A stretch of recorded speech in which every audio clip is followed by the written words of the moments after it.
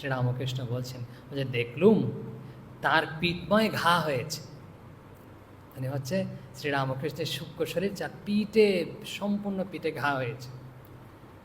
বলছে ভাবছি কেন এমন হলো,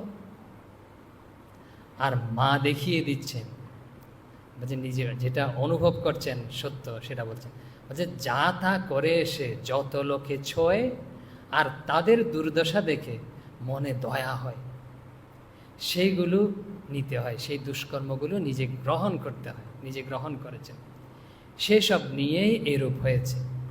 সেই জন্যই তো নিজের গলাটা দেখিয়ে বলছেন এই হয়েছে, মানে হচ্ছে তার যে গলায় ঘা হয়েছে, ক্যান্সার হয়েছে, তিনি বলছেন যে অন্যরা আসে আমার কাছে, তো তাদের দেখতে পাই ভিতরে যে কর্মগুলো রয়েছে, দুঃখ যন্ত্রণা সব ভোগ করবে, তো তাদের দেখে দয়া হয়, কেউ কেউ এসে কাঁদেন, তখন তিনি তাদেরকে দয়া করে স্পর্শ করে দেন অথবা তাদের কর্মটা তিনি শেষ করে দেন। আর শরৎ মহারাজ এখানে বলছেন লীলা প্রসঙ্গে এভাবেই তিনি সবাইকে ধর্ম পথে এগিয়ে দিতেন তার কাছে যারা আসত।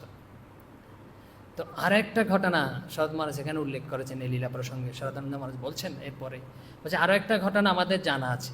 দক্ষিণেশ্বরে তখন শ্রীরামকৃষ্ণ ছিলেন তখন, তো এক কুষ্ঠরোগী এসে, তখন তো কুষ্ঠরোগী শ্বেতকুষ্ঠ আক্রান্ত হয়েছে, যে অনেক যখন বেশি হয়ে যায় তখন মাংস ঝরে ঝরে গলে গলে পড়ে যায় এরকম।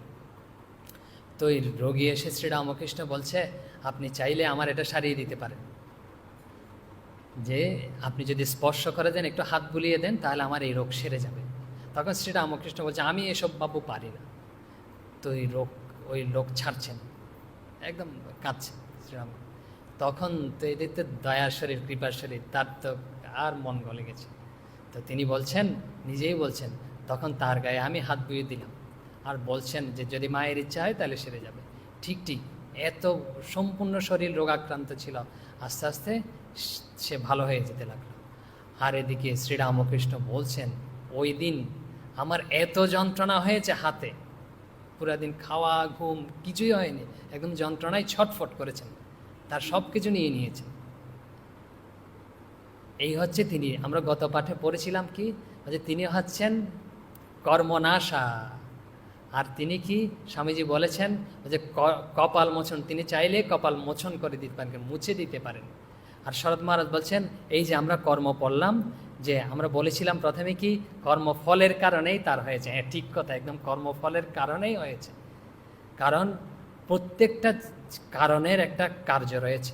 আমরা যে কর্মটা করি না, যেটা চিন্তা করি, যেটা করি, ওটা ফলবেই কিন্তু অবধারিত, নাহলে তো যুক্তিবিরুদ্ধ